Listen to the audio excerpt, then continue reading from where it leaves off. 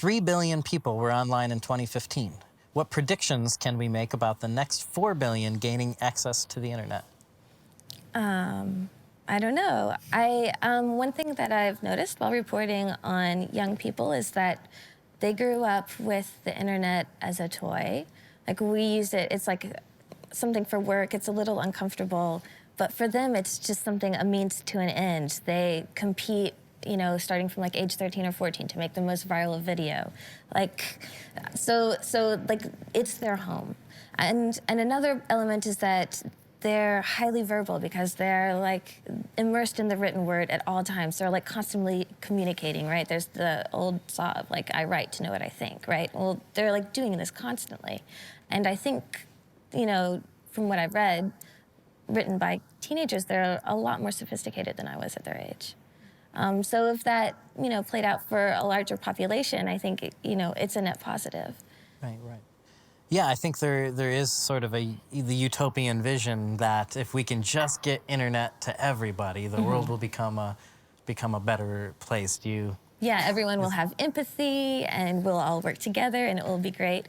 Of course, the Tay AI incident from this week obviously shows that's not always true.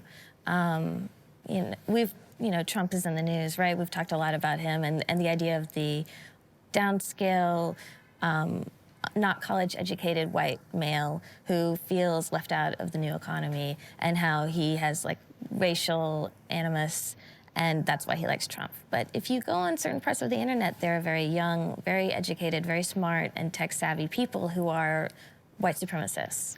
Like, just because they have access to technology does not mean they become better people. Yeah, I mean, it's the internet's so great. A lot of horrible things have happened in the age of the internet or the era of the internet, and I think there was a lot of utopian rhetoric around the Arab Spring, and it wasn't like those places plus internet equals democracy. That didn't happen in all those places. The internet seemed to be much better at mobilizing people into maybe tearing something down. The role of the internet in creating new structures. I don't hear any of that same utopian rhetoric about the internet in the Arab North Africa world. So, it might be maybe a more productive way of thinking about more people gaining access to the internet isn't through the will it be better or worse lens. Maybe it is sort of culturally, how will that change? What will change when the internet that we interact with is more globally diverse? I wonder if we were talking about sharing images as something that can cross language and cultural barriers. I wonder if we'll see a more expansion towards communication going visual as opposed to writing.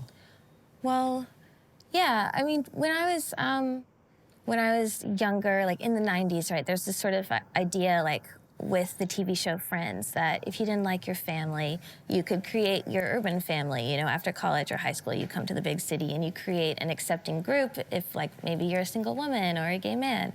But now people can find their own family on the internet when they're like 13.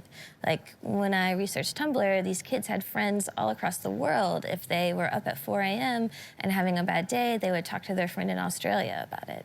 And so they like have an emotional support system that, like, the sad kid in Alabama in like 1965 just didn't have.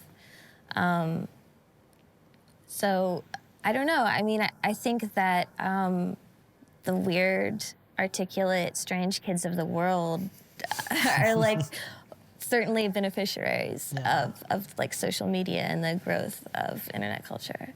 Yeah. Weird kids unite. Is it? No, it's your turn. Oh, okay. Is it safe to be a woman on the internet? Like, I get this. We didn't plan this out, apparently.